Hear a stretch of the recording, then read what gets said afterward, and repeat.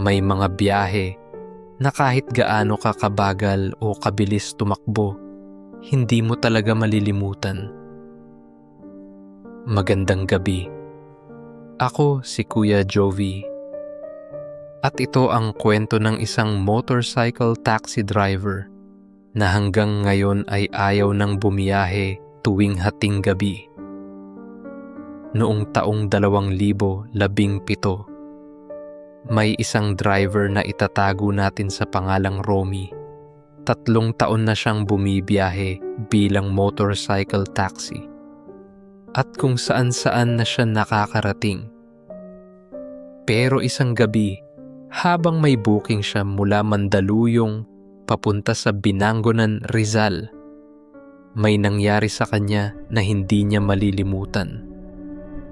Madilim ang daan papunta ron, lalong-lalo na sa may bandang baybayin, yung parte ng lugar kung saan halos wala ng ilaw at bihira ang dumadaan.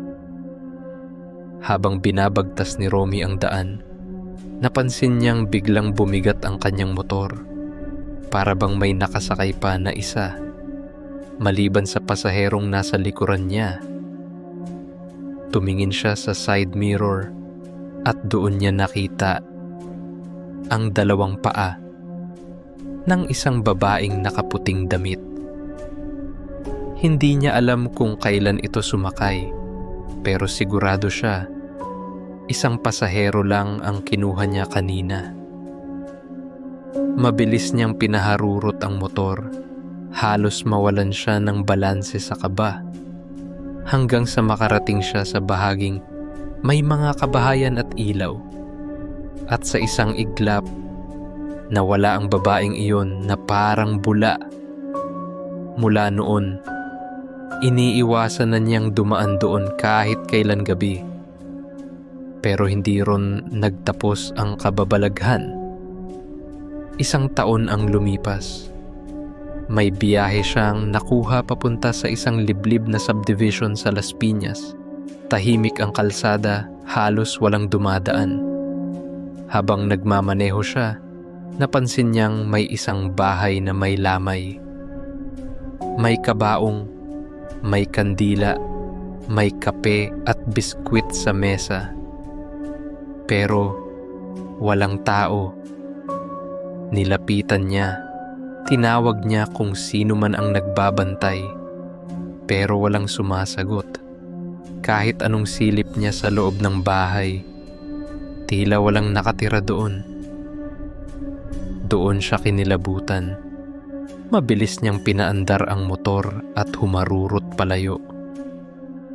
At mula noon, tuwing dadaan siya sa lugar na iyon, lagi niyang nararamdaman na may nakatingin sa kanya mula sa dilim. Ang pangatlo niyang karanasan nangyari sa may bandang Maginhawa noong nakaraang taon. Matapos maghatid sa UP Town Center, dumaan siya sa shortcut papunta sa Teachers Village.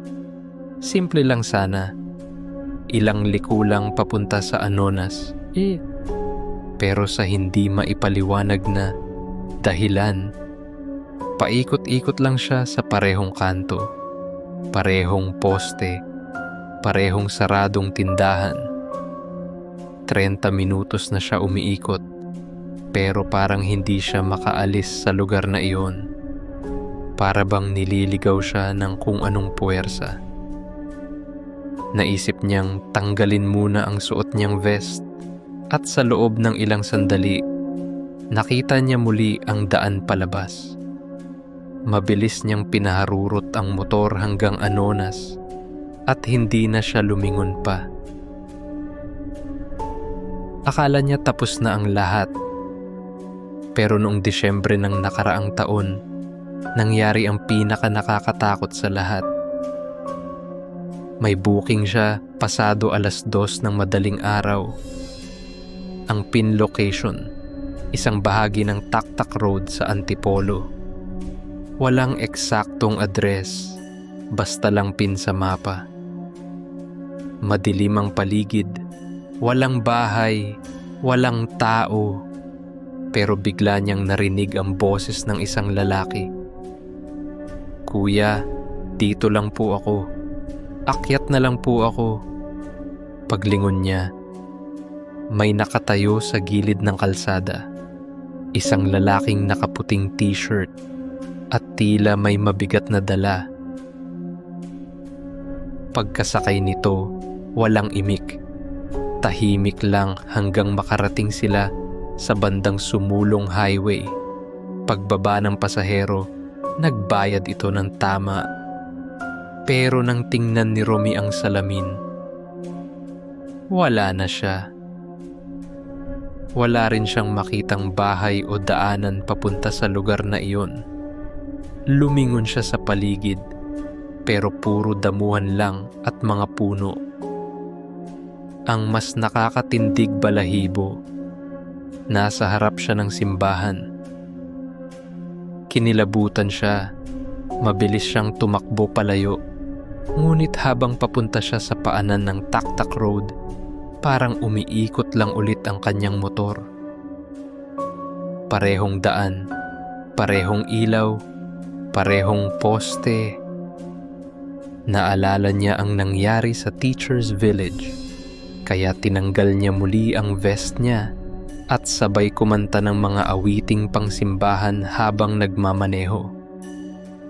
Ilang sandali pa, nakita niyang muli ang kalsadang pamilyar.